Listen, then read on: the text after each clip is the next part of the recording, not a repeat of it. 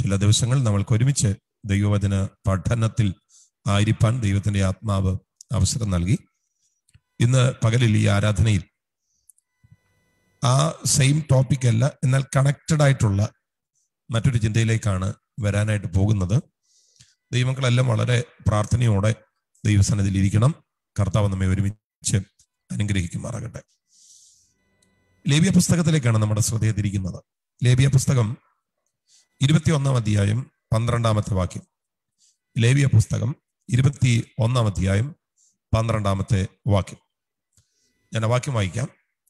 വിശുദ്ധ മന്ദിരം വിട്ട് അവൻ പുറത്തിറങ്ങുകയും തന്റെ ദൈവത്തിന്റെ വിശുദ്ധ മന്ദിരം അശുദ്ധമാക്കുകയും അരുത്.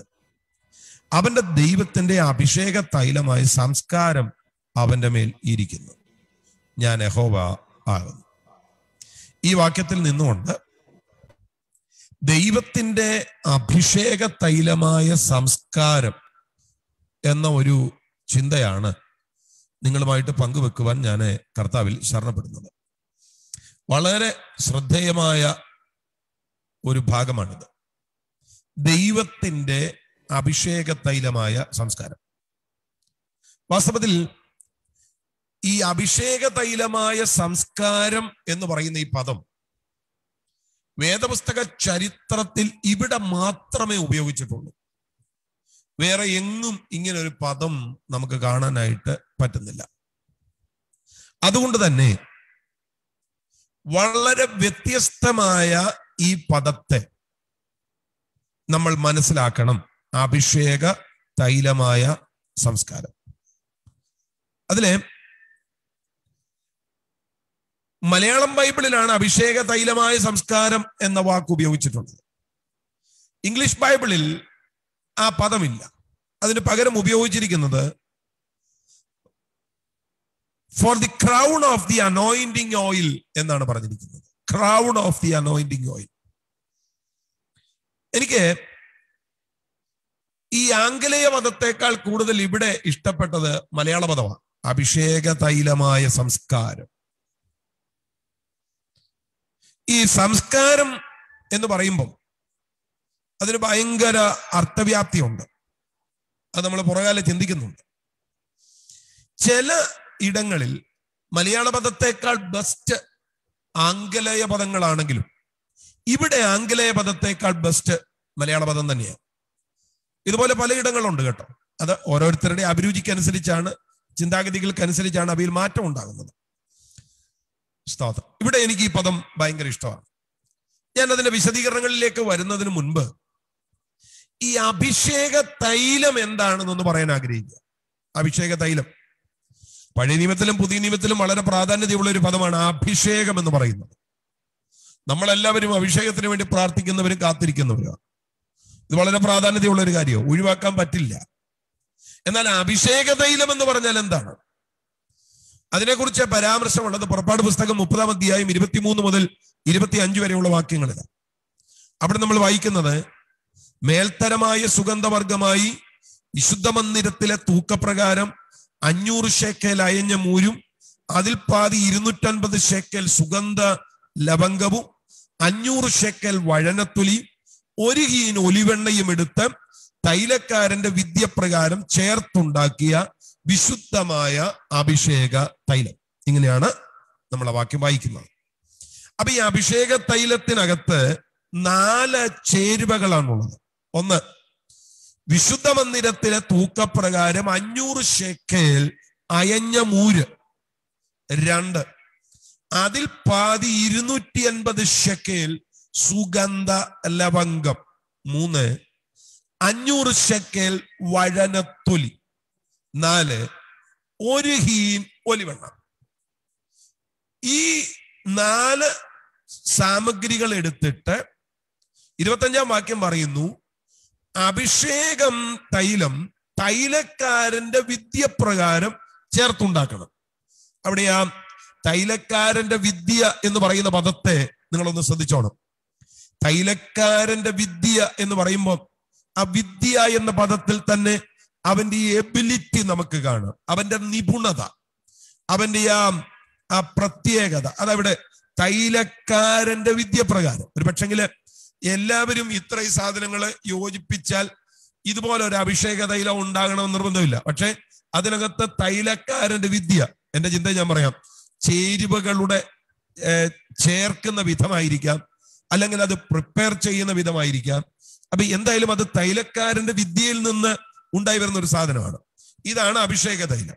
ഈ അഭിഷേക തൈലത്തെ പറ്റി പറയുന്നു, ഇത് വിശുദ്ധമായ അഭിഷേക തൈലമാണ്. അത് വിശുദ്ധമായ അഭിഷേക തൈലമായിരിക്കണം. രണ്ട് വാക്ക് ഒരു വാക്യത്തിൽ പറഞ്ഞിട്ടുണ്ട്. വിശുദ്ധമായ അഭിഷേക തൈലമായിരിക്കണം, അത് വിശുദ്ധമായ അഭിഷേക തൈലമാക്കണം. രണ്ട് പദങ്ങളാണ് പറയുന്നത്. സ്തോത്രം. അപ്പം ശരിക്കും അതിന്റെ ആ ഹോളിനെസ് ആണ് അവിടെ അത് പറയുന്നത്. ഇനിയും അതിന്റെ അല്പം കൂടെ വ്യത്യസ്തത നമ്മൾ ചിന്തിക്കുന്നത് അതിന് 32-ാമത്തെ വാക്യത്തിലേക്കൊക്കെ വരുമ്പോഴാണ്. അത് മനുഷ്യന്റെ ദേഹത്തൊഴിക്കരുത്. ഏത്? വിശുദ്ധ തൈലമായ ഈ അഭിഷേക തൈലം മനുഷ്യന്റെ ദേഹത്തിന്മേൽ ഒഴിക്കരുത്. അതിന്റെ യോഗപ്രകാരം അതുപോലെയുള്ളത് നിങ്ങൾ ഉണ്ടാക്കിയമരുത് കേട്ടോ. സ്തോത്രം. അത് ദേഹത്തൊഴിക്കരുത്. അതിന്റെ യോഗപ്രകാരം അതുപോലുള്ളത് വേറെ ഉണ്ടാക്കരുത്. അത് വിശുദ്ധമാകുന്നു, അത് നിങ്ങൾക്ക് വിശുദ്ധമായിരിക്കണം. എന്നിട്ട് പറയുന്നു, അതുപോലെ തൈലം ഉണ്ടാക്കുന്നവനെയും അതിൽ നിന്ന് അന്യന് കൊടുക്കുന്നവനെയും ജനത്തിൽ നിന്ന് ഛേദിച്ച് കളയണം. ഇത് ഒട്ടും അലക്ഷ്യമായി കരുതാൻ പറ്റുന്ന ഒരു സാധനമല്ല. അവിടെ ആ ഓരോ പദങ്ങൾ നിങ്ങൾ ശ്രദ്ധിച്ചേ. അഭിഷേക തൈലം ദേഹത്തൊഴിക്കരുത്. പിന്നെ എവിടെയാ ഒഴിക്കേണ്ടത്? ദേഹത്തൊഴിച്ചാൽ എന്നാ കുഴപ്പം?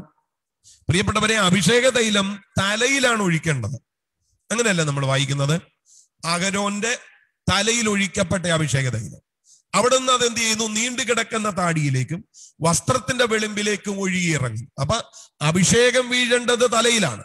തലയിൽ നിന്ന് താടിയിലേക്കും, താടിയിൽ നിന്ന് വസ്ത്രത്തിലേക്കും, അല്ലാതെ ദേഹത്തല്ല ഡയറക്റ്റ് അത് ഒഴിക്കേണ്ടത്, തലമേലാണ്. അതവിടെ പറയുന്നത്. ദേഹത്തിൽ ഒഴിക്കരുത്, അതുപോലുള്ളത് ഉണ്ടാക്കരുത്, അതിൽ നിന്ന് അന്യന് കൊടുക്കരുത്. അങ്ങനെ കൊടുക്കുന്നുണ്ടെങ്കിൽ അങ്ങനെയുള്ളവനെ ജനത്തിന്റെ ഇടയിൽ നിന്ന് ഛേദിച്ച് കളയണം. അപ്പൊ അഭിഷേകം എന്ന് പറയുന്നതിന്, അഭിഷേക തൈലം എന്ന് പറയുന്നതിന് വളരെ സ്പെഷ്യാലിറ്റി ഉണ്ട്. അന്യന് കൊടുക്കരുത് എന്ന് പറയുമ്പം അത് ശരിക്കും സ്തോത്രം യോഗ്യന്മാർക്കാണ് കൈമാറ്റം ചെയ്യേണ്ടത്. അഭിഷേകം യോഗ്യന്മാർക്കാണ് കൈമാറ്റം ചെയ്യേണ്ടത്. അയോഗ്യന്മാർക്ക് അഭിഷേകം കൈമാറ്റം ചെയ്യാൻ പാടില്ല. സ്തോത്രം. അതിന്റെ ഇമിറ്റേഷൻ ഉണ്ടാകരുത്. അതാ പറയുന്നത്. അതുപോലെയുള്ളത് ഉണ്ടാക്കരുത്. അതിന്റെ ഇമിറ്റേഷൻസ് പാടില്ല. അത് നമ്മൾ വളരെ ശ്രദ്ധിക്കേണ്ട കാര്യമാണ്. ഇന്ന് ഒത്തിരി ഇമിറ്റേഷൻസ് ആണ്. പ്രസംഗത്തിന്റെ ഇമിറ്റേഷൻ, മിനിസ്ട്രിയുടെ ഇമിറ്റേഷൻ, പ്രധാനപ്പെട്ട ടീച്ചർ ചെയ്യുന്നത് പോലെ കൈ ആട്ടുന്നു, അല്ലെ? വിദേശ പ്രസംഗകര് ചെയ്യുന്നത് പോലെ സൂട്ട് കോട്ടെടുത്ത് വീശുന്നു, അങ്ങനെ ഹല്ലേലൂയ പറയുന്നു, പാടുന്നു. എല്ലാം ഇമിറ്റേഷന്. ഇവിടെ പറയുന്നു ഈ അഭിഷേകത്തിന്റെ ഇമിറ്റേഷൻ ഒന്നും പാടില്ല. സ്തോത്രം. ഇതെല്ലാം ബൈബിൾ അങ്ങനെ കൃത്യമായിട്ട് പറയുന്നതാ. ആമേൻ. ഇനി ഈ അഭിഷേകത്തിന്റെ മറ്റൊരു പ്രത്യേകത, അഭിഷേക തൈലത്തിന്റെ മറ്റൊരു പ്രത്യേകത, അത് തൊടുന്നയിടം വിശുദ്ധമായിരിക്കണം, തൊടുന്നവനും വിശുദ്ധമായിരിക്കണം. സ്തോത്രം. കാരണം ഇത് ശുദ്ധീകരിക്കുന്നതാണ്. പുറപ്പാട് പുസ്തകം 30:26 മുതൽ 29 വരെയുള്ള വാക്യങ്ങൾ വായിക്കുമ്പോൾ, അതിനാൽ നീ സമാഗമന കൂടാരവും സാക്ഷ്യപ്പെട്ടവും മേശയും അതിന്റെ ഉപകരണങ്ങളും നിലവിളക്കും അതിന്റെ ഉപകരണങ്ങളും ധൂപപീഠവും യാഗപീഠവും അതിന്റെ ഉപകരണങ്ങളൊക്കെയും തൊട്ടിയും അതിന്റെ കാലും അഭിഷേകം ചെയ്യണം. അവ അതിവിശുദ്ധമായിരിക്കേണ്ടതിന് അവയെ ശുദ്ധീകരിക്കണം. അവയെ തൊടുന്നവനൊക്കെയും വിശുദ്ധമായിരിക്കണം. അപ്പം അഭിഷേകത്തെ വിശുദ്ധമാക്കി സൂക്ഷിക്കണമെന്നും അത് തൊടുന്നയിടം വിശുദ്ധമായിരിക്കണമെന്നും അത് തൊടുന്നവൻ വിശുദ്ധമായിരിക്കണം എന്നൊക്കെയാണ് നമ്മൾ വചനത്തിൽ കൃത്യമായിട്ട് വായിക്കുന്നത്, മനസ്സിലാക്കുന്നത്. ഹല്ലേലൂയ. അപ്പം വളരെ സംശുദ്ധമായ ഒന്നാണ് ഈ അഭിഷേകം എന്ന് പറയുന്നത്. ആമേൻ. ഇത്രയും കാര്യങ്ങൾ നമ്മൾ ചിന്തിച്ചതിന് ശേഷം വേണം അഭിഷേക തൈലമായ സംസ്കാരം എന്ന പദത്തെ നമ്മൾ മനസ്സിലാക്കാൻ. എന്തുവാ ഈ അഭിഷേക തൈലമായ സംസ്കാരം എന്ന് പറയുന്നത്? ഞാൻ പറഞ്ഞല്ലോ, അത് ക്രൗൺ എന്ന പദമാണ് ഇംഗ്ലീഷ് ബൈബിൾ ഉപയോഗിച്ചിരിക്കുന്നത്. For the crown of the anointing oil, crown എന്ന പദമാണ് ഉപയോഗിച്ചിരിക്കുന്നത്. പക്ഷെ മലയാളത്തിലേക്ക് വരുമ്പോൾ അഭിഷേക തൈലമായ സംസ്കാരം എന്നാണ് പറയുന്നത്. ഈ സംസ്കാരം എന്ന് പറയുന്നത് നമ്മൾ സാധാരണ ഉപയോഗിക്കുന്ന ഒരു പദമാണ്. സംസ്കാരം, നമ്മൾ കൾച്ചർ എന്നൊക്കെ പറയും. എന്തുവാ ഈ കൾച്ചർ? എന്താ ഈ സംസ്കാരം? സംസ്കാരം എന്ന് പറയുന്നത്, കൾച്ചർ എന്ന് പറയുന്നത് വളരെ അർത്ഥവത്തായ ഒരു കാര്യമാണ്. ഞാന് സ്തോത്രം ദൈവവചനത്തിൽ നിന്ന് വ്യത്യസ്തമായി ആ കൾച്ചർ എന്താണെന്ന് അറിയാൻ, സംസ്കാരം എന്താണെന്നൊന്ന് അറിയാൻ ഞാൻ ഡിക്ഷണറിക്കകത്തേക്ക് നോക്കിയപ്പോൾ എനിക്ക് കുറച്ചുകൂടെ അർത്ഥവത്തായ കുറെ വാക്യങ്ങളൊക്കെയാണ് എനിക്ക് മനസ്സിലായത്. ആ സംസ്കാരം എന്നുള്ളതിന് ഡിക്ഷണറി മീനിങ് എന്താണെന്നറിയാമോ? ബുദ്ധിപരമായ അഭിവൃദ്ധിയുടെ ഫലമായി ഉണ്ടാകുന്ന മാനസിക പരിഷ്കൃതി എന്നാണ്. സ്തോത്രം. ഒന്നുകൂടെ ഞാൻ പറയാം. ബുദ്ധിപരമായ അഭിവൃദ്ധിയുടെ ഫലമായ മാനസിക പരിഷ്കൃതി, ഇതാണ് സംസ്കാരം. അപ്പം നമുക്കൊരു മാനസിക പരിഷ്കൃതി. എന്റെ പ്രിയപ്പെട്ടവരെ, ഒരുവൻ അഭിഷേകം ചെയ്യപ്പെട്ടു എന്ന് പറയുമ്പോൾ വാസ്തവത്തിൽ അവനിൽ ഒരു മാനസിക പരിഷ്കൃതി ഉണ്ടാകണം. അവനൊരു മനോവികാസം ഉണ്ടാകണം.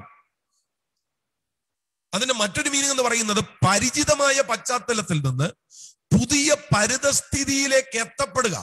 ഇതാണ് സംസ്കാരം. സ്തോത്രം. അപ്പൊ പുതിയൊരു സംസ്കാരം, പരിചയിച്ച ഇടത്ത് നിന്ന് വ്യത്യസ്തമായ മറ്റൊന്ന്, ഇതാണ് സംസ്കാരം. അഭ്യസനം തികഞ്ഞ എന്ന് പറയാം. ഞാൻ ചോദിക്കുന്നത്, നമ്മളൊക്കെ കൂടെ ചോദിക്കുന്നത് അഭിഷേകം പ്രാപിച്ചതാണോ, അഭിഷേകം പ്രാപിച്ചതാണ്, ഇങ്ങനെയൊക്കെ നമ്മൾ പറയും. ഞങ്ങൾ ഈ സെമിനാരി പഠിക്കാൻ ചെല്ലുമ്പോൾ, സ്തോത്രം, ഞാൻ ഏതാണ്ട് 7 വർഷം പഠിച്ചതാണ്. പിന്നീട് ഏതാണ്ട് 7ഓളം വർഷം പഠിപ്പിച്ചതാണ്.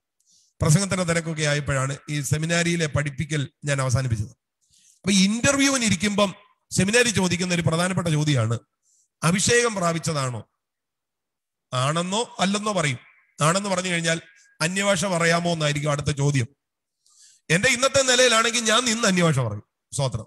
പക്ഷെ അന്നത്തെ ആ ഒരു സാഹചര്യത്തില് 8-9 ടീച്ചേഴ്സ് ഒക്കെ ഇരിക്കുന്ന ഇടത്ത് ഇങ്ങനെ വിറച്ച് കയറി ചെല്ലുമ്പോ പറയാമോ എന്ന് ചോദിച്ചു കഴിഞ്ഞാൽ മടിക്കും, പറയത്തില്ല. സ്തോത്രം. അപ്പൊ നമ്മളൊക്കെ ഈ അഭിഷേകം പ്രാപിച്ചതാണോ, നമ്മൾ പറയുന്ന അഭിഷേകം എന്ന പദം ഉപയോഗിക്കുന്നതേ ഉള്ളൂ. അഭിഷേകം വേറെ കേട്ടോ, അത് ഞാൻ പറ്റുമെങ്കിൽ ഞാൻ ഇടയ്ക്ക് പറഞ്ഞോളാം. അപ്പൊ ഈ സ്തോത്രം, അഭിഷേകം എന്ന് പറയുന്ന പദം നമ്മൾ തുടർച്ചയായിട്ട് ഉപയോഗിക്കുന്നവരാണ്.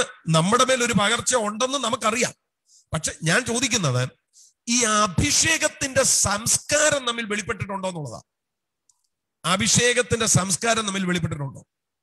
നമ്മൾ അന്യഭാഷ പറയുന്നുണ്ട്, ശരി. നമ്മുടെ മേൽ ഒരു അഭിഷേകം ഉണ്ടെന്ന് നമ്മൾ പറയുന്നു, ശരി, എല്ലാം ശരിയാണ്. പക്ഷേ നമ്മുടെ മേൽ ഒരു അഭിഷേകത്തിന്റെ സംസ്കാരം വ്യാപരിക്കുന്നുണ്ടോ? നമുക്ക് ഒരു മാറ്റം ഉണ്ടായിട്ടുണ്ടോ?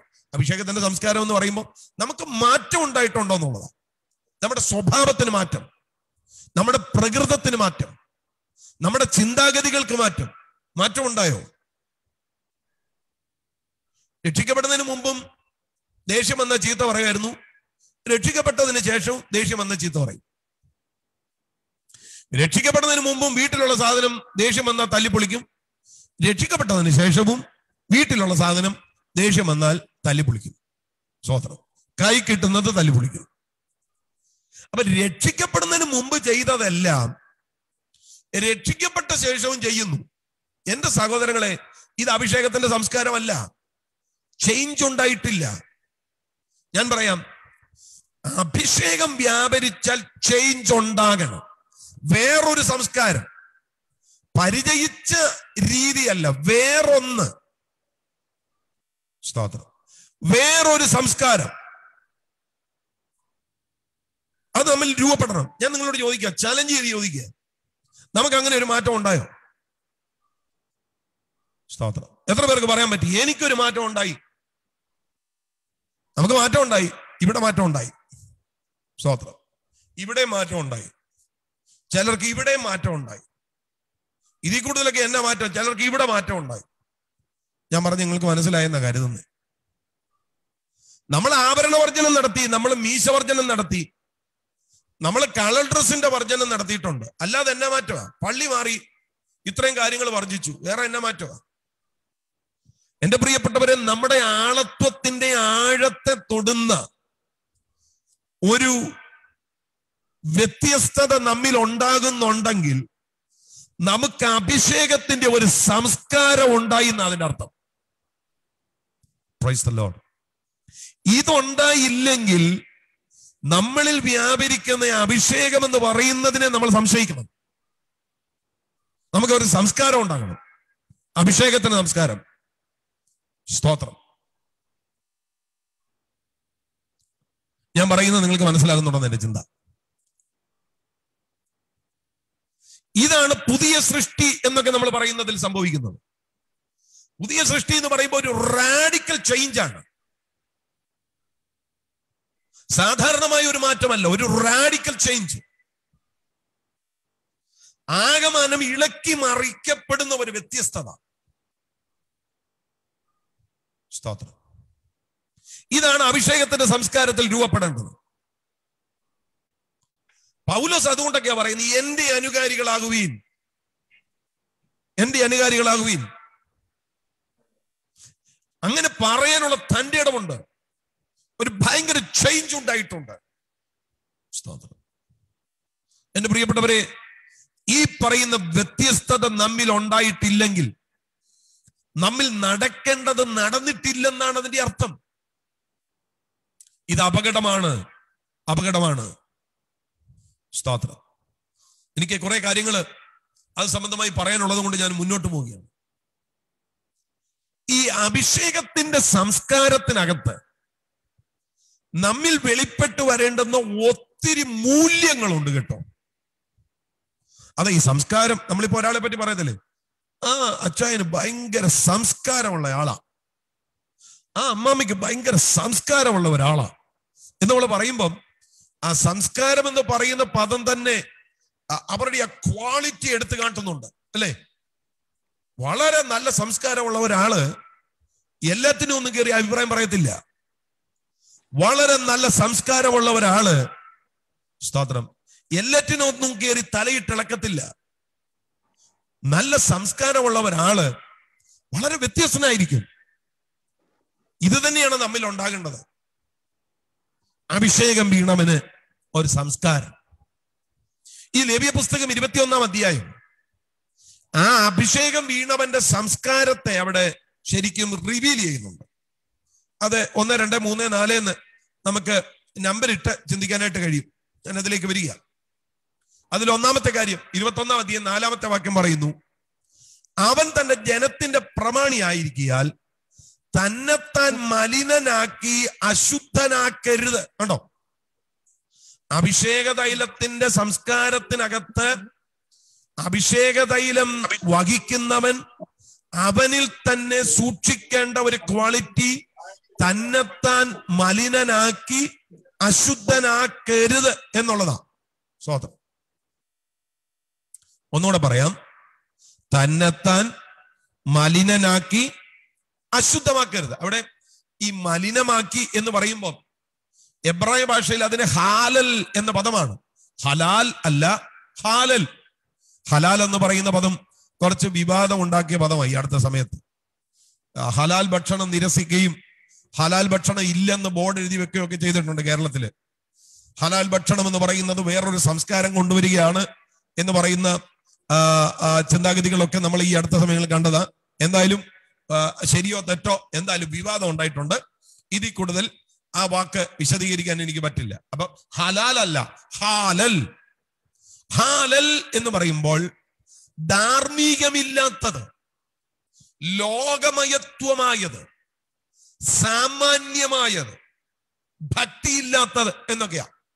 അപ്പൊ അഭിഷേകത്തിന്റെ തൈലമായ സംസ്കാരം വഹിക്കുന്ന ഒരുവൻ തന്നെത്താൻ മലിനനാക്കരുത് എന്ന് പറയുമ്പോൾ തന്നെത്താൻ അധാർമികതയിലേക്ക് പോകരുത്, ലോകമയത്വത്തിലേക്ക് പോകരുത്, സാമാന്യമായതിലേക്ക് പോകരുത്, അഭക്തിയിലേക്ക് പോകരുത് എന്നാണ് അതിന്റെ അർത്ഥം. സ്തോത്രം. അപ്പോ അഭിഷേകത്തിന്റെ സംസ്കാരത്തിന്റെ ഒന്നാമത്തെ ചിന്തയത്, ഇത് വഹിക്കുന്നവൻ അധാർമികതയിലേക്ക് പോകത്തില്ല. എന്റെ സഹോദരങ്ങളെ, ഇന്ന് എവിടെ നോക്കിയാലും അധാർമികത നിറഞ്ഞാടുകയാണ്. ലോകമയത്വം പൂർണ്ണതയിൽ നിൽക്കുകയാണ്. ഞാൻ നിങ്ങളോടൊരു കാര്യം പറയാം. ഈ ലോകമയത്വം ഇത്രയധികം വ്യാപരിക്കാനുള്ള കാര്യം, ലോകമയത്വത്തിന്റെ ഒരാത്മാവുണ്ട് കേട്ടോ. അതാണ് ലോകത്തിന്റെ ആത്മാവെന്ന് പറയുന്നത്. 1 കൊരിന്ത്യർ ലേഖനം 2-ാം അധ്യായത്തിൽ പൗലോസ് അതിനെ പരാമർശിച്ചിട്ടുണ്ട്.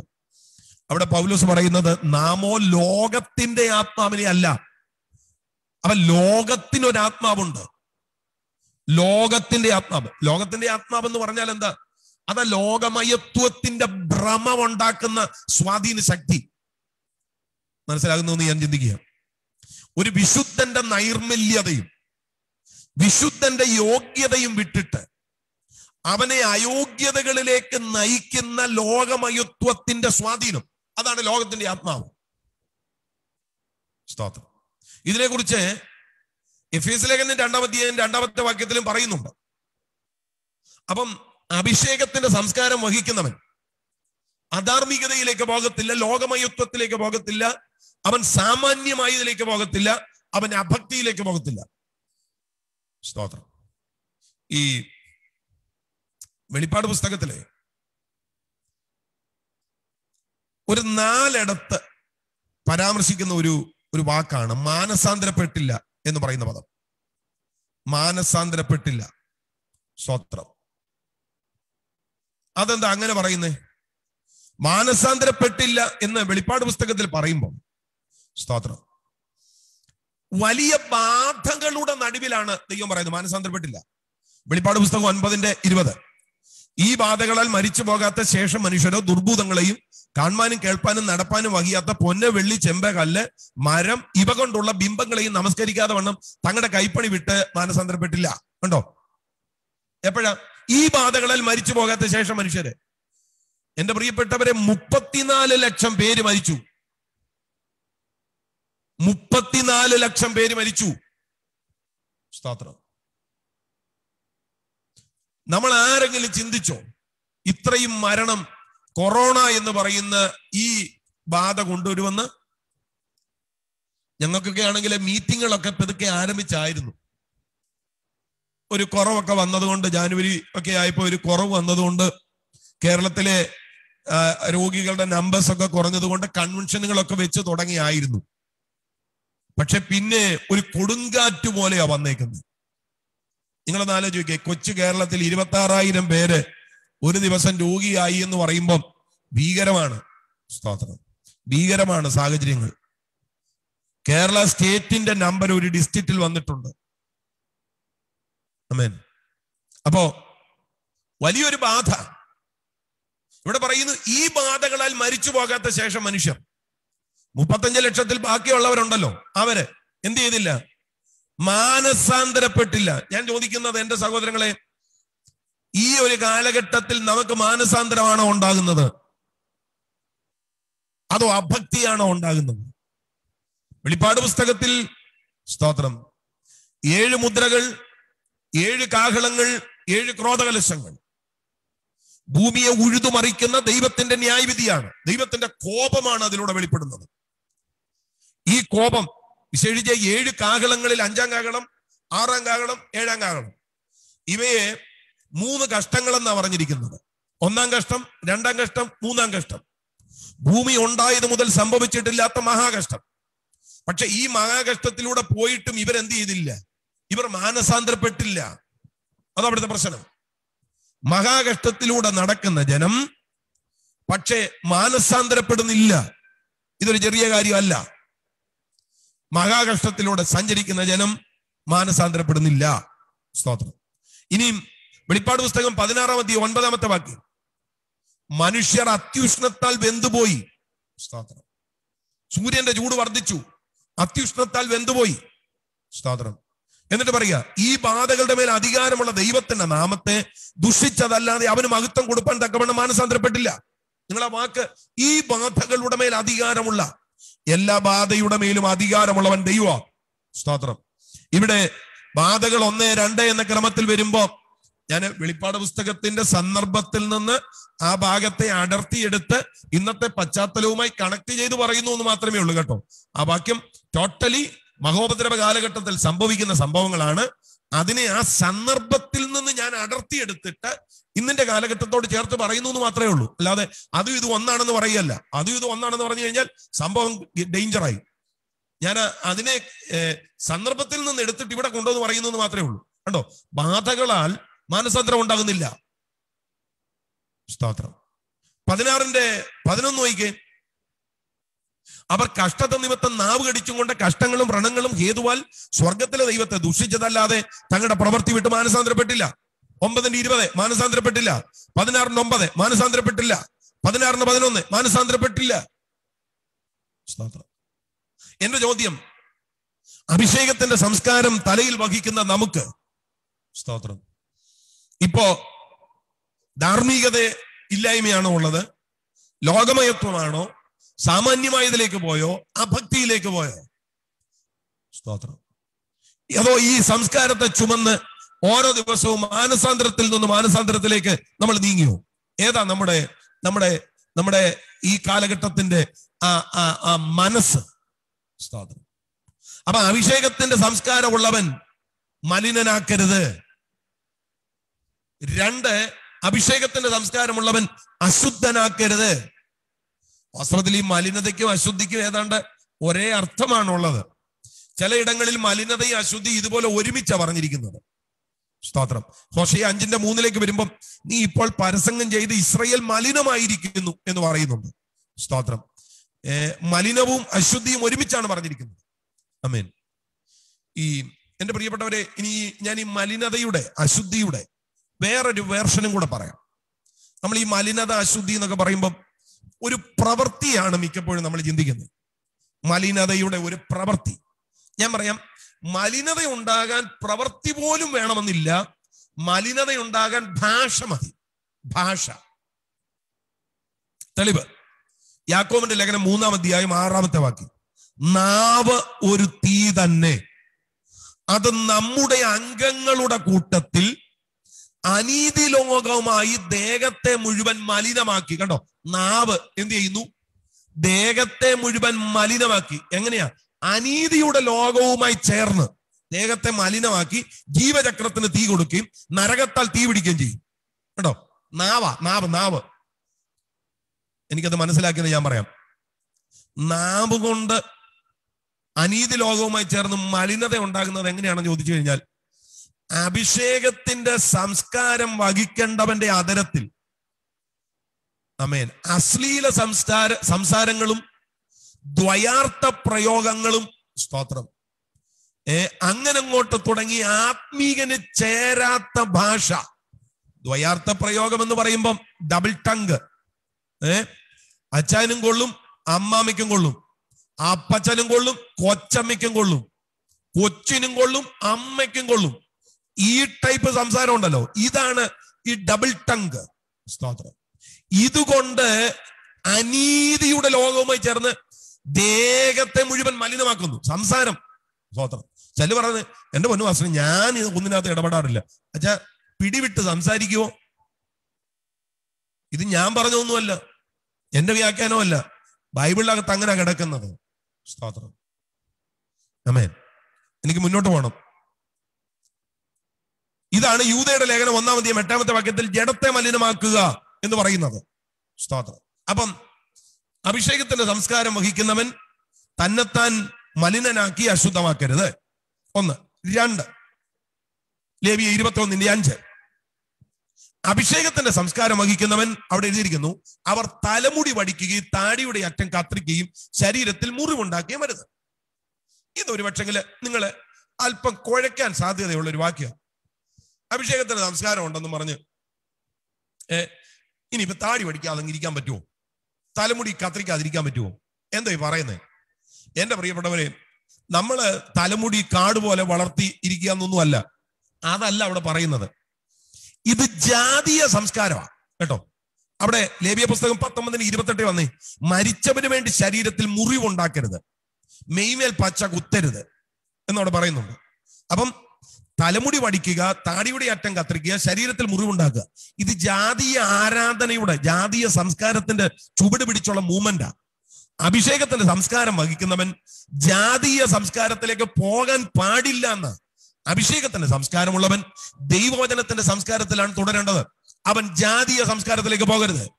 സ്തോത്രം. നമുക്കറിയാം, ഏലിയാവ് കർമ്മേലിൽ ആരാധന കഴിപ്പാൻ കയറി നിന്നപ്പം അവിടെ, സ്തോത്രം, അങ്ങേ മലയിൽ ബാലിന്റെ പ്രവാചകന്മാർ ആരാധന നടത്തുക. അവരെങ്ങനെ ആരാധിച്ചത്? അവർ നിലവിളിക്കുകയും ശരീരം മുറിക്കുകയും ചെയ്തു. അപ്പൊ ജാതീയ ആരാധനയിൽ ശരീരം മുറിക്കാറുണ്ട്. ഞാനത് പല പ്രാവശ്യം കണ്ടിട്ടുണ്ട് കേട്ടോ. നിങ്ങൾക്കറിയാലോ, ഞങ്ങള് തുടർമാനം യാത്ര ചെയ്യുന്നവര്, ഞങ്ങള് അങ്ങ് വിള മുതൽ കാസർഗോഡ് വരെ നിരന്തരം യാത്ര ചെയ്യുന്നവരാ. അപ്പൊ ഈ യാത്രയിൽ പലയിടങ്ങളിലുള്ള ആചാരങ്ങളും രീതികളും ഒക്കെ ഞങ്ങൾ കണ്ടിട്ടുണ്ട്. അതിൽ ശരീരത്തിൽ മുറിവുണ്ടാക്കുന്നവരെ ഞങ്ങൾ കണ്ടിട്ടുണ്ട്. ചിലപ്പം വണ്ടി ചെന്ന് അങ്ങ് ചില ഘോഷയാത്രയുടെ ഇടയിലോട്ടൊക്കെ അങ്ങ് കയറി കഴിയുമ്പം ഇത് നമ്മൾ കണ്ടിട്ടുണ്ട്. അപ്പൊ ജാതീയ സംസ്കാരത്തിൽ, സ്തോത്രം, ഫേസ്ബുക്കിൽ പോകുന്നതുകൊണ്ട് എല്ലാം പറയാനായിട്ട് എനിക്ക് പറ്റത്തില്ല. ശരീരത്തെ മുറിവുണ്ടാക്കുന്ന നിങ്ങൾ ഈ ഏഴംകുളവുമായി ബന്ധപ്പെട്ടുള്ളവരൊക്കെ ഉണ്ടെങ്കിൽ അവിടെയൊക്കെ ഉള്ള ചില പ്രത്യേക ആചാരങ്ങളൊക്കെ ഉണ്ട്, ചില പ്രത്യേക തൂക്കങ്ങളൊക്കെ ഉണ്ട്. ഇതൊക്കെ ശരീരത്തെ മുറിവുണ്ടാക്കി ഉണ്ടാകുന്ന ആരാധനകൾ. അപ്പം ശരിക്കും നിങ്ങൾ ശ്രദ്ധിക്കണം, ഇവിടെ അങ്ങനെ ഒരു ആരാധനയെ അഭിഷേകത്തിന്റെ സംസ്കാരം വഹിക്കുന്നവൻ പിന്തുടരരുതെന്നാ പറയുന്നത്. ഞാൻ പറയുന്നത് നിങ്ങൾക്ക് മനസ്സിലാകുന്നുണ്ടെന്ന് എന്റെ ചിന്ത. ജാതീയ സംസ്കാരം പിന്തുടരുത്, അഭിഷേകം വഹിക്കുന്നവൻ പിന്തുടരേണ്ടുന്നത് ആത്മീക സംസ്കാരമാണ്. ഹല്ലേലൂയ. ഇനിയും മൂന്നാമത്തെ കാര്യം, ലേവ്യ പുസ്തകം 21:6 അവിടെ എഴുതിയിരിക്കുന്നു, തങ്ങളുടെ ദൈവത്തിന്റെ നാമത്തെ അശുദ്ധമാക്കാതെ തങ്ങളുടെ ദൈവത്തിന് വിശുദ്ധന്മാരായിരിക്കണം. കേട്ടോ, ദൈവത്തിന്റെ നാമത്തെ അശുദ്ധമാക്കരുത്. ഇന്നിന്റെ കാലഘട്ടത്തിന്റെ ഏറ്റവും വലിയ പ്രശ്നമാണ് ദൈവത്തിന്റെ നാമത്തെ അശുദ്ധമാക്കുക. ബൈബിളിൽ എന്ത് ചെയ്യരുതെന്ന് പറഞ്ഞോ അത് ചെയ്ത് ദൈവനാമത്തെ അശുദ്ധമാക്കുന്ന ഒരു പ്രത്യേക സ്വഭാവം, സംസ്കാരം നമ്മൾ കണ്ടുകൊണ്ടിരിക്കുക. 13 പ്രാവശ്യമെങ്കിലും ദൈവത്തിന്റെ നാമത്തെ അശുദ്ധമാക്കരുതെന്ന് ദൈവവചനത്തിൽ പറയുന്നുണ്ട്. പക്ഷെ നിർഭാഗ്യവശാൽ ഇന്ന് ഈ ഒരു സംസ്കാരമാണ് നമ്മൾ കണ്ടുവരുന്നത്. കോടതി പോവുക, കേസ് കൊടുക്കുക, അങ്ങനെ കേസ് കോടതി എന്നൊക്കെ പറയുന്നത് സഹോദരനും തമ്മിൽ, കേട്ടോ, സഭക്കാർ തമ്മിൽ, പാസ്റ്ററും തമ്മിൽ കേസ് കൊടുക്കുക. സ്തോത്രം. ഇത് നിഷിദ്ധമാണെന്നാണ് കുരിന്ത്യലേഖനം പറയുന്നത്. കോടതി വ്യവഹാരം നിഷിദ്ധമാണെന്ന് ദൈവവചനം പറയുന്നു. ഹല്ലേലൂയ, സ്തോത്രം. അപ്പം സ്തോത്രം, ദൈവത്തിന്റെ നാമത്തെ അശുദ്ധമാക്കരുത്. എന്റെ പ്രിയപ്പെട്ടവരെ, ഇതൊരു സംസ്കാരമായി നമ്മൾ വെളിപ്പെടണം. ഈ സംസ്കാരം നമ്മുടെ കുഞ്ഞുങ്ങളിലേക്ക് കൈമാറ്റം ചെയ്യപ്പെടണം. ഇത് കുഞ്ഞുങ്ങളിലേക്ക് സംസ്കാരം കൈമാറ്റം ചെയ്യപ്പെടാത്തത് കൊണ്ടാണ് പല ദുരന്തങ്ങളും നമ്മുടെ ഇടയിൽ ഉണ്ടാകുന്നത്. ഹല്ലേലൂയ. യൂത്ത് വകുപ്പിന്റെ സെക്രട്ടറി, വർഷിപ്പ് ലീഡർ, സ്തോത്രം, സൺഡേ സ്കൂൾ ടീച്ചർ, എന്തേ പലയിടങ്ങളിലും പോയി മാലയിട്ട് നിൽക്കുന്നത്? അഭിഷേകത്തിന്റെ സംസ്കാരമില്ലാത്തത് കൊണ്ടാണ്. ഞാൻ നിങ്ങളോട് പറയാം, നമ്മളിൽ ഉണ്ടാകേണ്ടുന്നത്, എന്റെ സഹോദരങ്ങളെ, ദൈവവചനത്തിന്റെ സംസ്കാരമാണ്. ആമേൻ. ഇത് കൈമാറ്റം ചെയ്യപ്പെട്ടില്ലെങ്കിൽ ഇനിയുള്ള കാലഘട്ടം ഭയങ്കര ദുരന്തമായിരിക്കും. സ്തോത്രം. ഇത് നമ്മൾ കൈമാറ്റം ചെയ്യണം. സ്തോത്രം. അത് ഞാൻ ഹൃദയം തുറന്ന് പറയാം, ജെയിംസ് പാസ്റ്ററുടെ ഉത്തരവാദിത്വമല്ല മക്കളുടെ മേൽ ഈ സംസ്കാരം കൈമാറുന്നത്. ജെയിംസ് പാസ്റ്റർക്ക് എത്ര നേരം കിട്ടും? ആമേൻ.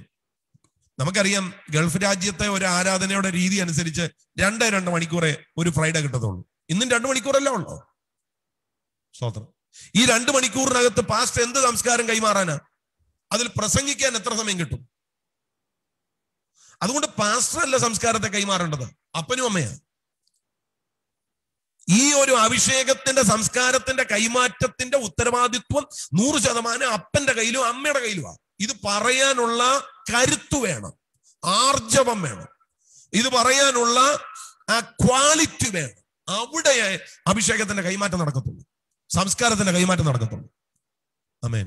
പ്രിയപ്പെട്ടവരെ, നിങ്ങളുടെ കുഞ്ഞുങ്ങൾ പ്രാർത്ഥനയിൽ മടി കാണിക്കുമ്പോൾ അവൻ അല്ലേലും അങ്ങനെ നോ, സ്തോത്രം, അവനിലൊരു സംസ്കാരത്തെ നീ കൈമാറണം. ആരാധനയ്ക്കകത്തിരുന്ന് നിന്റെ കുഞ്ഞ് അലക്ഷ്യമാകുമ്പോ അവൻ അല്ലേലും അങ്ങനല്ല, അവന്റെ മേൽ അതിന്റെ സംസ്കാരത്തെ കൈമാറണം. സ്തോത്രം. ഹല്ലേലൂയ. അവനെ പറഞ്ഞ കേൾക്കുക. ഈ 10 വയസ്സുകാരൻ പറഞ്ഞ കേൾക്കത്തില്ലെങ്കിൽ, 15കാരൻ പറഞ്ഞ കേൾക്കത്തില്ലെങ്കിൽ, അവൻ 25-30 വാങ്ങുമ്പോ എങ്ങനെ കേൾക്കും? അതുകൊണ്ട് ഈ സംസ്കാരം ബാലൻ നടക്കേണ്ടുന്ന വഴിയിൽ അവനെ അഭ്യസിപ്പിക്കുക. അവൻ അഭ്യസിക്കുകയല്ല, അഭ്യസിപ്പിക്കുക. അവനെ അഭ്യസിപ്പിക്കണം. ഹല്ലേലൂയ.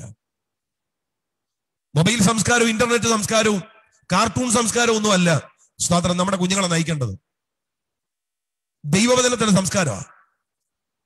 എന്റെ ചർച്ചിലെ ഇപ്പൊ MG യൂണിവേഴ്സിറ്റി PhD ചെയ്യുന്ന ഒരു പ്രൊഫസറുണ്ട്, സ്തോത്രം, ബ്ലസൻ. അദ്ദേഹത്തിന്റെ റിസർച്ച് ചെയ്യുന്ന സബ്ജക്ട് എന്ന് പറയുന്നത് ഗെയിംഫിക്കേഷൻ എന്ന് പറയുന്ന ഒരു സബ്ജക്റ്റ്. ഗെയിംഫിക്കേഷൻ എന്ന് പറഞ്ഞു കഴിഞ്ഞാൽ ഓവറായിട്ട് ഗെയിം കളിക്കുന്ന കുട്ടികൾക്കുണ്ടാകുന്ന ഒരു മാനസികാവസ്ഥ, അതാണ് ഗെയിംഫിക്കേഷൻ.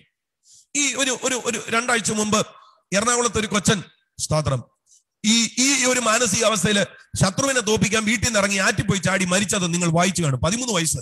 ഗെയിംഫിക്കേഷൻ. അതുകൊണ്ടാണ് ഞാൻ പറഞ്ഞത്, നമ്മുടെ കുഞ്ഞുങ്ങൾക്ക് ഉണ്ടാകേണ്ടത് കാർട്ടൂൺ സംസ്കാരമല്ല, നമ്മുടെ കുഞ്ഞുങ്ങൾക്ക് ഉണ്ടാകേണ്ടത് യൂട്യൂബ് സംസ്കാരമല്ല, നമ്മുടെ കുഞ്ഞുങ്ങൾക്ക് ഉണ്ടാകേണ്ടുന്നത് സ്തോത്രം മൊബൈൽ സംസ്കാരം, ഇന്റർനെറ്റ് സംസ്കാരമല്ല. നമ്മുടെ കുഞ്ഞുങ്ങൾക്ക് ഉണ്ടാകേണ്ടത് ദൈവവചനത്തിന്റെ സംസ്കാരമാണ്. അത് അപ്പനും അമ്മയാണ് കൈമാറ്റം ചെയ്യേണ്ടത്. സ്തോത്രം. ഞങ്ങളൊക്കെ ഈ ശിശു പ്രതിഷ്ഠ നടത്തുമ്പോൾ അപ്പനെ അമ്മയും കൊണ്ട് പ്രതിജ്ഞ ചൊല്ലിക്കാറുണ്ട്. പത്യോപദേശത്തിലും ബാലശിക്ഷയിലും പോറ്റി വളർത്തും എന്ന് പിതാവിന്റെയും പുത്രന്റെയും പരിശുദ്ധാത്മാവിന്റെ നാമത്തിൽ ദൈവസഭയെ സാക്ഷി നിർത്തി ഞങ്ങൾ ഉറപ്പായി പ്രതിജ്ഞ ചൊല്ലുന്നു. ഇങ്ങനെ പറഞ്ഞാലേ ചെയ്യിക്കൂ. സ്തോത്രം. അത് അപ്പന്റെ അമ്മയുടെ ഉത്തരവാദിത്വമാണ്. അപ്പൊ അപ്പനും അമ്മയ്ക്ക് ഈ സംസ്കാരം വേണം, മക്കളിലേക്ക് ഇത് കൈമാറ്റം ചെയ്യണം, അല്ലെങ്കിൽ അപകടമാണെന്ന്. സ്തോത്രം. ഇത് ഈ ഫേസ്ബുക്കിൽ ലൈവ് സ്ട്രീം ചെയ്യുന്നത് കൊണ്ട് എനിക്ക് അതുമായി ബന്ധപ്പെട്ട പല കാര്യങ്ങൾ പറയണമെന്ന് മനസ്സിലുണ്ടെങ്കിലും സ്തോത്രം ആമേൻ, പൊതുവിൽ കേൾക്കേണ്ടാത്ത പല കാര്യങ്ങളും ഉള്ളത് കൊണ്ട് സ്തോത്രം ഒരു ഓപ്പൺ ചർച്ചിലായിരുന്നെങ്കിൽ ഞാനത് പറയുമായിരുന്നു. സ്തോത്രം. ഞാൻ ആ വാക്കുകളൊന്നും പറയുന്നില്ല. ഈ അടുത്ത കാലഘട്ടത്തിൽ ആമേൻ പെന്തക്കോസ്ത് യുവജനങ്ങളിൽ ഉണ്ടായിട്ടുള്ള സകല അപജയങ്ങളും, അഫ്ഗാനിസ്ഥാനിൽ ആടിനെ തീറ്റാൻ പോകുന്ന രീതി ഉണ്ടല്ലോ, നിങ്ങൾ അതിനെ വിവർത്തനം ചെയ്തോ? എനിക്ക് അത്രേ പറയാൻ പറ്റത്തുള്ളൂ. അഫ്ഗാനിസ്ഥാനിൽ ആടിനെ തീറ്റാൻ പോകുന്ന ഇന്നിന്റെ ഒരു രീതി ഉണ്ടല്ലോ. സ്തോത്രം. ഈ സംസ്കാരം കൈമാറ്റം ചെയ്യാത്തതുകൊണ്ടാ. ഹല്ലേലൂയ. സ്തോത്രം. അതിന്റെ ഉത്തരവാദിത്വം ശുശ്രൂഷകന്മാരായ നമുക്കും മാതാപിതാക്കൾക്കും ഉള്ളതാണ്. ഇവിടെ പറയുന്നു, ദൈവത്തിന്റെ നാമത്തെ അശുദ്ധമാക്കരുത്, നീ സംസ്കാരത്തെ ചുമന്നോണം. ഹല്ലേലൂയ. സ്തോത്രം. ഇനി അടുത്ത ഒരു കാര്യം കൂടെ പറഞ്ഞിട്ട് ഞാൻ അവസാനിപ്പിക്കാം. ആമേൻ. ലേവ്യ പുസ്തകം 21:10 പറയുന്നു, അഭിഷേക തൈലം തലയിൽ ഒഴിക്കപ്പെട്ടവനും വസ്ത്രം ധരിപ്പാൻ പ്രതിഷ്ഠിക്കപ്പെട്ടവനുമായി തന്റെ സഹോദരന്മാരിൽ മഹാപുരോഹിതനായവൻ തന്റെ തലമുടി പിച്ചിപ്പറിക്കുകയും വസ്ത്രം കീറുകയും അരുത്. കേട്ടോ, മഹാപുരോഹിതൻ ദൈവത്തിന്റെ പ്രതിനിധി, മഹാപുരോഹിതൻ ദൈവത്തിന്റെ പ്രവാചകൻ, മഹാപുരോഹിതൻ ക്രിസ്തുവിന്റെ പ്രതീകം. ഇവൻ അഭിഷേക തൈലം വീണ് തലമുടി പിച്ചിപ്പറിക്കുകയോ വസ്ത്രം കീറുകയോ ചെയ്യരുത്. സ്തോത്രം. എന്ന് പറഞ്ഞു കഴിഞ്ഞാൽ നിന്റെ മേൽ പകർന്ന പകർച്ചയെ നീ അലക്ഷ്യമാക്കരുതെന്ന് അതിന്റെ അർത്ഥം. അലക്ഷ്യമാക്കരുത്. നിന്റെ മേൽ പകർന്ന പകർച്ചയെ നീ നശിപ്പിക്കരുത്, നീ അലക്ഷ്യമാക്കരുത്. ഹല്ലേലൂയ. അഭിഷേക തൈലം വീണ തലമുടി പിച്ചിപ്പറിക്കുമ്പോൾ അഭിഷേകത്തെ അലക്ഷ്യമാക്കുകയാണ്. നിനക്കൊരു സംസ്കാരമുണ്ട്. എന്നിട്ട് പറയുന്നു 21:12 അഞ്ചാമത്തെ കാര്യം, വിശുദ്ധ മന്ദിരം വിട്ട് അവൻ പുറത്തിറങ്ങരുത്. ദൈവസാന്നിധ്യം, കേട്ടോ, ദൈവസാന്നിധ്യം വ്യാപരിക്കുന്ന ഒരു പരിധിയുണ്ട്. ആ പരിധി വിട്ട് നീ പുറത്തു പോകരുത്. ആമേൻ. എന്റെ സഹോദരങ്ങളെ, സ്തോത്രം, എപ്പോഴും ഓർത്തോണം, അഭിഷേകത്തിന്റെ ശക്തി വിശുദ്ധിയുടെ മുകളിലേ വ്യാപരിക്കത്തുള്ളൂ. എപ്പോഴും ഓർത്തോണം. ക്യാരക്ടറാണ് അഭിഷേകത്തെ നിലനിർത്തുന്നത്. നമുക്കെല്ലാവർക്കും പ്രാപിക്കാൻ ഇഷ്ടമാണ്, പക്ഷെ പ്രാപിക്കുന്നതിനേക്കാൾ ബുദ്ധിമുട്ടാണ് പ്രാപിച്ചത് നിലനിർത്തുന്നത്. പ്രാപിച്ചത് നിലനിർത്തണമെങ്കിൽ ഈ സംസ്കാരത്തെ സൂക്ഷിക്കണം, ക്യാരക്ടറിനെ സൂക്ഷിക്കണം. ഞാൻ നിങ്ങളോട് പച്ചയ്ക്ക് പറയാം, ക്യാരക്ടർ ഇല്ലാത്ത ഒരുതൻ, അത് നുണ പറയുന്നത് തൊട്ട്, അത് വ്യാജപ്രചരണങ്ങൾ തൊട്ട്, അത് സാമ്പത്തിക ആർത്തി തൊട്ട്, എന്തുവാകട്ടെ, ക്യാരക്ടർ ഇല്ലാത്ത ഒരുത്തൻ അഭിഷേകം ഉണ്ടെന്ന് പറഞ്ഞാൽ അവന്റെ മേൽ വ്യാപരിക്കുന്ന അഭിഷേകമല്ല. കാരണം ക്യാരക്ടർ ഇല്ലാത്ത ആരുടെ മേലും അഭിഷേകം നിലനിൽക്കത്തില്ല. അതുകൊണ്ടാണ് ശൗലിനെ കുറിച്ച് നമ്മൾ വായിക്കുന്നത്, അഭിഷേകമില്ലാത്ത പരിച വീണ ഗിൽബോവ. അങ്ങനല്ല വായിക്കുന്നത്. ഇതൊരിക്കൽ അഭിഷേകം വീണതാണ്. അഭിഷേകം വീണവന്റെ കയ്യിൽ ഇരുന്നതാ, പക്ഷെ അവൻ ചത്തപ്പോ അവന്റെ മേൽ അഭിഷേകം ഇല്ലായിരുന്നു. അതുകൊണ്ട് പറഞ്ഞ് അഭിഷേകമില്ലാത്ത പരിച വീണ ഗിൽബോവ. കേട്ടോ. അപ്പൊ പ്രാപിക്കാൻ എളുപ്പമാണ്, നിലനിർത്താനാണ് പ്രയാസം. അതിനാണ് ഈ സംസ്കാരത്തെ കീപ്പ് ചെയ്യേണ്ടത്. നിങ്ങളുടെ മേൽ വീണ വിളി, നിങ്ങളുടെ മേൽ വീണ നിയോഗം, നിങ്ങളുടെ മേൽ വീണ പകർച്ച, അതിന്റെ പൂർണ്ണതയിൽ നിലനിർത്താൻ നമ്മളിൽ വേണ്ടുന്നത് ഈ സംസ്കാരമാണ്. രക്തം ജയം, മാറ്റമാണ്, അസാധാരണമായ മാറ്റം. ജീസസ് ജീവിതത്തിൽ, ഞാൻ ആ സംസ്കാരം എന്ന പദത്തിൽ പറഞ്ഞല്ലോ, പരിചിതമായ പശ്ചാത്തലത്തിൽ നിന്ന് പുതിയ പരിതസ്ഥിതിയിലേക്ക് ഉണ്ടാകുന്ന ഒരു മാറ്റം. ഇതാണ് അഭിഷേകത്തിൽ നമ്മുടെ മേൽ വെളിപ്പെടേണ്ടത്, അഭിഷേകത്തിന്റെ സംസ്കാരത്തിൽ നമ്മുടെ മേൽ വ്യാപരിക്കേണ്ടുന്നത്. രക്തം ജയം. ഹല്ലേലൂയ. എന്റെ പ്രിയപ്പെട്ടവരെ, ഈ പാൻഡമിക് സിറ്റുവേഷനിലെങ്കിലും, ഞാൻ ഈ പാൻഡമിക് സിറ്റുവേഷൻ എന്ന് പറയുമ്പം ജീവനോ മരണമോ എന്ന് അറിയാൻ മേലാത്ത ഒരു സാഹചര്യം അല്ലേ? സ്തോത്രം. ജീവനോ മരണമോ എന്ന് അറിയാൻ മേലാത്ത ഒരു സാഹചര്യം. ഈ സിറ്റുവേഷനിൽ നമ്മൾക്കൊരു തീരുമാനമെടുക്കാൻ പറ്റുന്നില്ലെങ്കിൽ എന്നാ തീരുമാനം എടുക്കാൻ പറ്റുന്നത്? യോബൽ പ്രവചനത്തിൽ ഒരു വാക്യമുണ്ട്, ഇപ്പോഴെങ്കിലും നിങ്ങൾ പൂർണ്ണ ഹൃദയത്തോടും ഉപവാസത്തോടും പ്രാർത്ഥനയോടും നിലവിളിയോടും എന്റെ അടുക്കലേക്ക് വരുവിന് യഹോവയുടെ അരുളപ്പാട്. കണ്ടോ, ഇപ്പോഴെങ്കിലും. ഇപ്പോഴെങ്കിലും എന്നുള്ള പദത്തെ കയറി മുൻപോട്ട് പോകണം. അവിടെ നമുക്ക് മനസ്സിലാകും എല്ലാം ഇളകി മറിഞ്ഞ് തകർന്ന് തരിപ്പണമായി നിൽക്കുക. സാമ്പത്തിക മണ്ഡലം മുഴുവൻ തകർന്നു, ആത്മീക മണ്ഡലം മുഴുവൻ തകർന്നു പോയി. സ്തോത്രം. അവിടെയാണ് പ്രവാചകൻ ഇപ്പോഴെങ്കിലും, കുഞ്ഞെ ഇപ്പോഴെങ്കിലും എന്ന് പറഞ്ഞു കഴിഞ്ഞാൽ നീ നേരത്തെ വരേണ്ടതായിരുന്നു, നേരത്തെ വരേണ്ടതായിരുന്നു. സ്തോത്രം. ഞാന് അതിനോട് ചേർത്ത് 90 സങ്കീർത്തനത്തിൽ ഒരു വാക്കൂടെ പറയാം. മോശ പ്രാർത്ഥിക്കുന്ന ഒരു പ്രാർത്ഥനയുണ്ട്, ഞങ്ങളുടെ നാളുകളൊക്കെയും നിന്റെ ക്രോധത്തിൽ കഴിഞ്ഞുപോയി. സ്തോത്രം. തിരിഞ്ഞു നോക്കുമ്പോ വെറുതെ സമയത്തെ പാഴാക്കി, വെറുതെ സമയത്തെ വേസ്റ്റ് ആക്കി.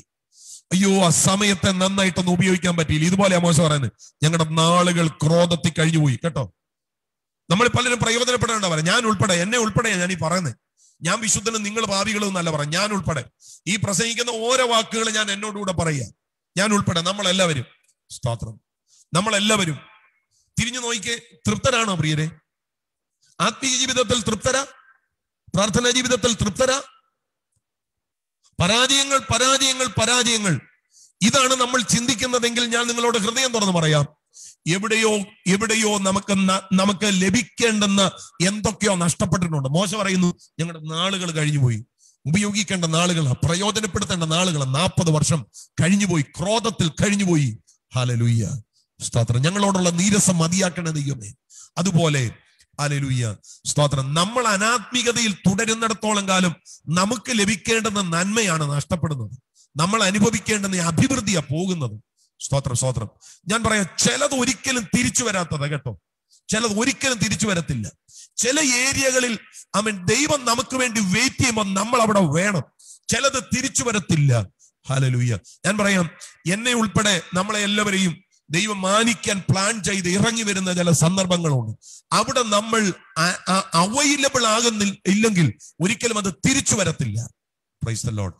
നമുക്ക് പ്രാപിക്കേണ്ടുന്ന നന്മകളെ നഷ്ടപ്പെടുത്തരുത്. അഭിഷേകത്തിന്റെ സംസ്കാരത്തിൽ തുടരണം. ഞാൻ നിങ്ങളോട് ഹൃദയം തുറന്ന് പറയാം, ഈ അഭിഷേകം ഉള്ളതാണ് നമ്മുടെ വ്യത്യസ്തത. കേട്ടോ, അഭിഷേകം ഇല്ലെങ്കിൽ നമ്മൾ വട്ടപൂജ്യമാണ്. ഈ അഭിഷേകമാണ് നമ്മുടെ വ്യത്യസ്തത. ഹല്ലേലൂയ. അഭിഷേകമാണ് നമ്മുടെ ജീവിതത്തിന്റെ ചേഞ്ച്. ഇതില്ലെങ്കിൽ നമ്മൾ വട്ടപൂജ്യമാണ്. ശമൂവേലിന്റെ പുസ്തകം 10-ാം അധ്യായം 1-ാമത്തെ വാക്യത്തിൽ ശൗലിനെ അഭിഷേകം ചെയ്യുന്നതിനെ പറ്റി പറയുന്നത്, അപ്പോൾ ശമൂവേൽ തൈലപാത്രം എടുത്ത് അവന്റെ തലയിൽ ഒഴിച്ചു, അവനെ ചുംബിച്ചു പറഞ്ഞു, യഹോവ തന്റെ അവകാശത്തിന്റെ പ്രഭുവായി നിന്നെ അഭിഷേകം ചെയ്തിരിക്കുന്നു. കണ്ടോ, എപ്പോഴാണ് ദൈവത്തിന്റെ അവകാശത്തിന്റെ പ്രഭുവായി ഇവൻ മാറിയത്? ഈ അഭിഷേക തൈലം വീണപ്പോഴാ. ആമേൻ.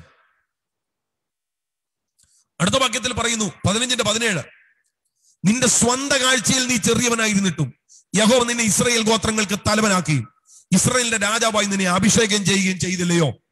നീ ചെറിയവനായിരുന്നു നിന്റെ കാഴ്ചയിൽ. സ്വന്തം കാഴ്ചയിൽ ചെറിയവനാണെങ്കിൽ മറ്റുള്ളവരുടെ കാഴ്ചയിൽ എന്തുമാത്രം ചെറുതായിരിക്കും. നിന്റെ കാഴ്ചയിൽ നീ ചെറിയവനായിട്ടും നിന്നെ വിളിച്ചിറക്കി അഭിഷേകം ചെയ്തു. സ്തോത്രം. എന്റെ പ്രിയപ്പെട്ടവരെ, ആമേൻ. നമ്മുടെ യോഗ്യതകളൊന്നും അല്ല ഇന്ന് നമ്മൾ പ്രാപിക്കുന്നതും അനുഭവിക്കുന്നതും ഒന്നും. സ്തോത്രം. ഞാൻ നിങ്ങളോട് ചോദിക്കട്ടെ, ഇന്ന് നിങ്ങൾ കുവൈറ്റിൽ നീണ്ട വർഷങ്ങളായി ജോലി ചെയ്ത് മെച്ചമായ ജീവിത സാഹചര്യങ്ങളിൽ ജീവിക്കുന്നു. ഞാൻ നിങ്ങളോട് ചോദിക്കുക, പഠനത്തിന്റെ മികവിലാണോ ഇന്നത്തെ ജോലി? ആണോ? വിദ്യാഭ്യാസത്തിന്റെ ശ്രേഷ്ഠതയിലാണോ ഇന്നത്തെ നിങ്ങളുടെ നന്മ? ദൈവം അതിനെല്ലാം അപ്പുറത്ത് തന്നതാ. ഇതുപോലെയാണ് ശൗല്. സ്വന്തം കാഴ്ചയിൽ ചെറിയവനായിരുന്നിട്ടും ദൈവം അവനെ അഭിഷേകം ചെയ്തു. സ്തോത്രം. അപ്പം ദൈവത്തിന് ഒരുവനെ നിറയ്ക്കാൻ അവന്റെ കഴിവൊരു വിഷയമല്ല, അവന്റെ പ്രാപ്തി ഒരു വിഷയമല്ല, അവന്റെ ആരോഗ്യം ഒരു വിഷയമല്ല, അവന്റെ വിദ്യാഭ്യാസം ഒരു വിഷയമല്ല, അവന്റെ ശബ്ദം ഒരു വിഷയമല്ല, അവന്റെ ഭാഷ ഒരു വിഷയമല്ല. കർത്താവിന് അതൊന്നും ഒരു വിഷയമല്ല. ഇവന് ഈ അഭിഷേകത്തെ കീപ്പ് ചെയ്യാൻ പറ്റുമോ എന്നുള്ളതാണ്. സ്തോത്രം. ഞാൻ പറയാം, എത്ര എഴുതി തള്ളപ്പെട്ടവനും വർദ്ധിക്കാനുള്ള ഒരു സാധ്യത എന്ന് പറയുന്നത് അവന്റെ മേൽ വീഴാൻ പോകുന്ന അഭിഷേകത്തിലാണ്. ആമേൻ. നിങ്ങൾ കേൾക്കാമെങ്കിൽ കേൾക്ക് പ്രിയരെ. ഈ ഒരു അഭിഷേകം നമ്മുടെ മേൽ പകരപ്പെടുകയാണെങ്കിൽ, ഈ ഒരു അഭിഷേകം നമ്മുടെ മേൽ ജ്വലിക്കുകയാണെങ്കിൽ, എഴുതി തള്ളപ്പെട്ടവന് കുതിച്ചുയരാൻ പറ്റും, ഒരു ഫിനിക്സ് പക്ഷിയെ പോലെ. ഈ പകലിൽ, ഈ ആരാധനയിൽ ചിലരുടെ മേൽ അങ്ങനെ ഒരു പകർച്ച പകരട്ടെ. നിങ്ങൾ ദൈവത്തോട് പ്രാർത്ഥിക്കണം, കർത്താവ് എന്റെ മേൽ അങ്ങനെ ഒരു പകർച്ചയെ പകരണേ. സ്തോത്രം. എന്റെ മേൽ അങ്ങനെ ഒരു നിറവിനെ പകരണേ. നിങ്ങളെ എഴുതി തള്ളി, നിങ്ങളെ ഒന്നുമില്ലാത്തതുപോലെ ചവറ്റുകൊട്ടയിലേക്ക് വലിച്ചെറിയപ്പെട്ടതാണെങ്കിലും അവിടെ കിടന്നിട്ട് നിങ്ങൾ ഒരു അഭിഷേകത്തിന് വേണ്ടി ദാഹിക്കുകയാണെങ്കിൽ, ഞാൻ പറയാ, ആരൊതുക്കി വെച്ചാലും അവിടെ നിന്ന് നിങ്ങൾക്കൊരു പുറപ്പാടുണ്ടാകും. സത്യം.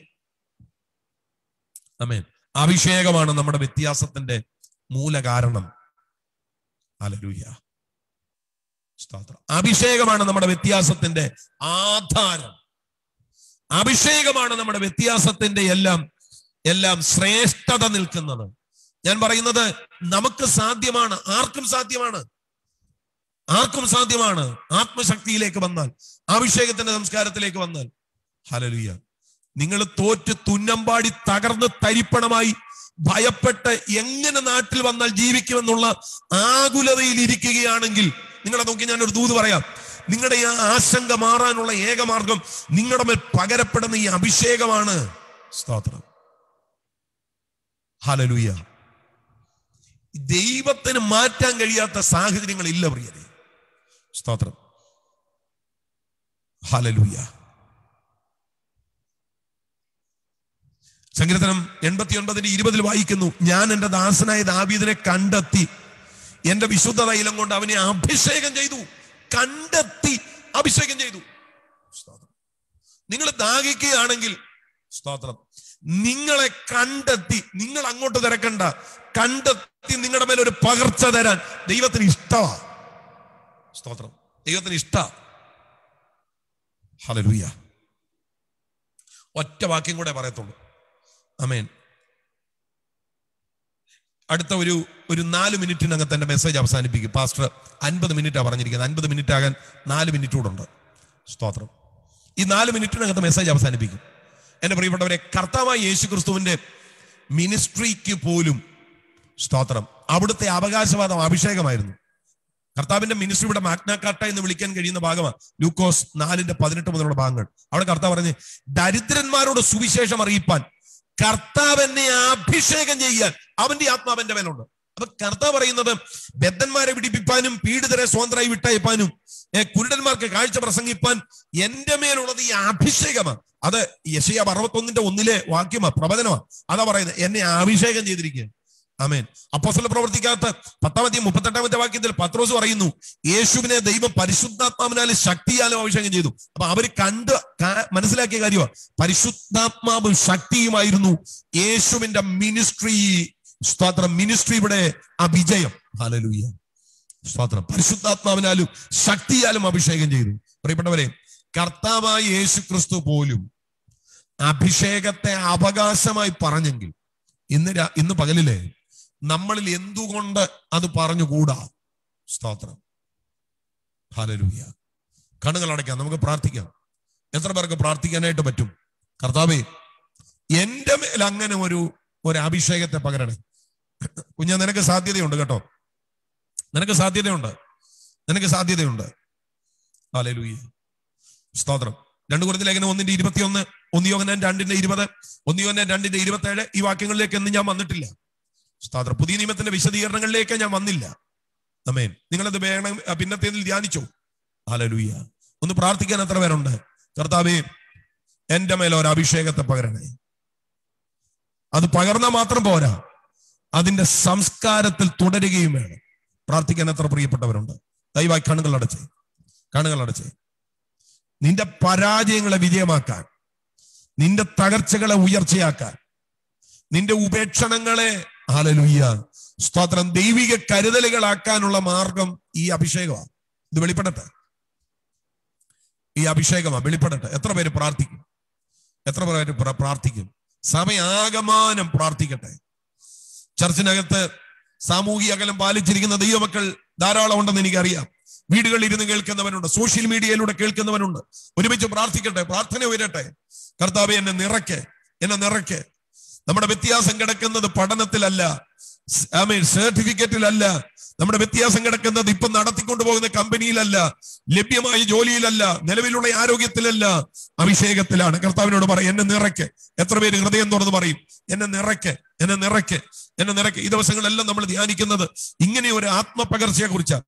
എല്ലാവരും ഒന്ന് പ്രാർത്ഥിച്ച്, എന്നെ നിറയ്ക്ക് കർത്താവേ, എന്നെ നിറയ്ക്ക്, ആത്മശക്തിയാൽ അഭിഷേകത്താൽ എന്നെ നിറയ്ക്ക്. അങ്ങനെ നിറച്ചാൽ മരിക്കുന്നത് വരെ, സ്നാന സമയത്ത് ആമേൻ, ദൈവദാസന്മാർ തലയിൽ കൈവച്ച് പറയുന്ന ഒരു കാര്യമുണ്ട്, ഹല്ലേലൂയ, മരണപര്യന്തം വിശ്വസ്തനായിരിക്കുക, എന്നാൽ ജീവകിരീടം പ്രാപിക്കും.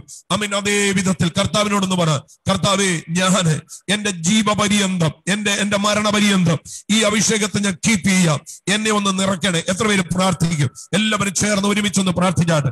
നിങ്ങൾക്ക് കരങ്ങൾ അടിക്കണമെങ്കിൽ കരങ്ങൾ അടിക്കാം, അന്യഭാഷകൾ ആരാധിക്കണമെങ്കിൽ അന്യഭാഷകൾ ആരാധിക്കാം, ആത്മശക്തിയിൽ ആരാധിക്കണമെങ്കിൽ ആത്മശക്തിയിൽ ആരാധിക്കാം.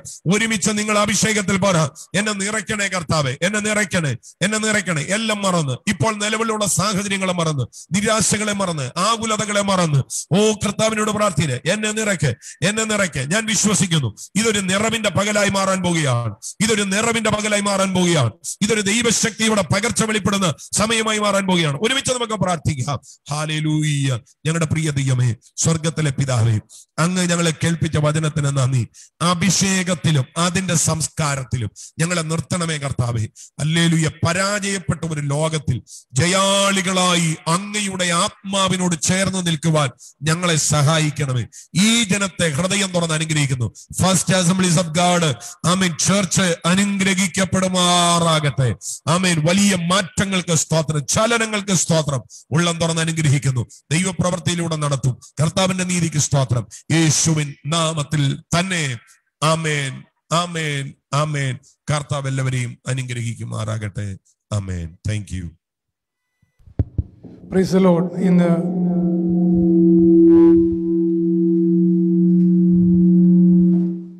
നമ്മുടെ സഭായോഗത്തിൽ വിശേഷമായി കടന്നു വന്ന് അനുഗ്രഹിക്കപ്പെട്ട ദൈവവചനങ്ങൾ നമ്മളോട് അറിയിച്ച ബഹുമാനീയ കർത്തദാസൻ പാസ്റ്റർ ജി മാത്യുവിന് അവർക്കെല്ലാം ആ സ്നേഹവും ആദരവുകളും നന്ദിയും സഭയുടെ പേരിൽ അറിയിക്കുന്നു. ഹല്ലേലൂയ. അഭിഷേകതൈലം ഒഴിക്കപ്പെട്ടവൻ, വേർതിരിക്കപ്പെട്ടവൻ, ദൈവത്തിൻ്റെ അഭിഷേകതൈലമായ സംസ്കാരം അവൻ്റെ മേലിരിക്കുന്നു. നമ്മുടെ ജീവിതത്തിൽ നാം വേർപെട്ടവരാണ്. നമ്മുടെ മേൽ ദൈവത്തിൻ്റെ ഒരു സംസ്കാരമുണ്ട്. അത് ഏത് കൾച്ചറേയും വെല്ലുന്നതാണ് ഒരു ദൈവപൈതലിൻ്റെ സംസ്കാരം. അതിലൊരിക്കലും നമ്മൾ കുറവ് ചിന്തിക്കേണ്ട. എവിടെ ആയാലും ഒരു ചൈൽഡ് ഓഫ് ഗോഡിൻ്റെ സംസ്കാരം എന്ന് പറഞ്ഞാൽ അത് ലോകത്തിലെ ഏത് രാജ്യങ്ങളുടെ സംസ്കാരത്തിലും വലുതാണ്. അത് കീപ്പ് ചെയ്യുവാനും സൂക്ഷിപ്പാനും പരിശുദ്ധാത്മാവ് നമ്മെ സഹായിക്കട്ടെ. ദൈവം നമ്മെ അനുഗ്രഹിക്കട്ടെ. വൈകിട്ട് നമുക്ക് 7 മണിക്ക് ഇതിൻ്റെ മീറ്റിംഗ് ഉണ്ട്. അനൗൺസ്മെൻറ്റ് വേഗത്തിൽ സ്തോത്രം അറിയിക്കും. അതിനുശേഷം നമുക്ക് ഹല്ലേലൂയ എഴുന്നേറ്റ് നിന്ന് പാട്ട് പാടി ദൈവത്തെ മഹത്വപ്പെടുത്തി സ്തോത്രപ്പെടുത്തി പ്രാർത്ഥിച്ച് അവസാനിപ്പിക്കും. അനൗൺസ്മെൻറ്റ് വേഗത്തിൽ അറിയിക്കുന്നതായിരിക്കും. Price the Lord. സ്ക്രീനിൽ നമ്മുടെ ചെയിൻ പ്രയർ ഗ്രൂപ്പ് 1 ഉണ്ടായിരിക്കും. കോട്ടേജ് മീറ്റിംഗ് ബ്രദർ ജേക്കബ് ജോർജൻ ഫാമിലിയിലെ പേരിലായിരിക്കും. നമുക്ക് തിങ്കളാഴ്ച 7 മണി മുതൽ. CA മീറ്റിംഗ് വിശേഷമായി CA മീറ്റിംഗ് ഈ ആഴ്ച നമുക്കുണ്ടായിരിക്കും. 7 മണി തൊട്ട് 8:30 വരെ ഉണ്ടായിരിക്കും. സൺഡേ സ്കൂള് പതിവ് പോലെ നമുക്ക് സൂം മീറ്റിംഗ്. ആരാധന ഇവിടെ വെച്ച് ദിവാന ഹാളിൽ വെച്ച് 10:30 ഉണ്ടായിരിക്കും. ബൈബിൾ ക്ലാസ് നമുക്ക് ഇന്ന് നമ്മുടെ കടശി ദിവസമാണല്ലോ, ഇന്ന് 7 മണിക്ക് ഉണ്ടായിരിക്കും. Price the Lord. ഈ അനൗൺസ്മെൻറ്റുകൾ നിങ്ങൾ കണ്ടു കാണും. അതിൽ ഒന്നുകൂടി നമ്മളത് ഗ്രൂപ്പിലിടും. ഈ ദിവസങ്ങളിലെ പ്രാർത്ഥനയിൽ വൈകിട്ടത്തെ മീറ്റിംഗ് എല്ലാവരും കടന്നു വരാൻ അനുഗ്രഹിക്കട്ടെ. വിശേഷം ജോസിച്ചാൻ്റെ അവസ്ഥകൾ നിങ്ങൾ അറിയാം.